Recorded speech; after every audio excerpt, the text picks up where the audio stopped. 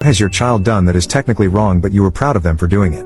1. My son, who was 14 at the time, was robbed, at knife point, of his iPhone and a few dollars, by two older boys. They were 17 and 18. These boys were gang members, with many of the usual markings. One had a tattooed teardrop, indicating that he had taken a life, and a cross in the middle of his forehead. I saw his picture when they asked my son to identify who had done this to him. He looked pretty darn intimidating for a kid. This entire event was odd in as much as we live in an upper middle class suburb, and these things just don't happen here. Anyway, my son didn't seem to be suffering any trauma from the experience and went along seemingly happy-go-lucky. I actually thought he was in denial or suffering from PTSD. One day, I was driving through the main street of our town when I was stopped at a red light. My son jumps out of the car, without a word, and runs into the laundromat. I was confused, for a second, but then I see him beating the hell out of some guy. I mean, he was battering this kid, slamming him into walls and just pummeling his face with fists and elbows. But the time I got inside, he was stomping this kid out literally. The women inside were screaming and crying, and this kid was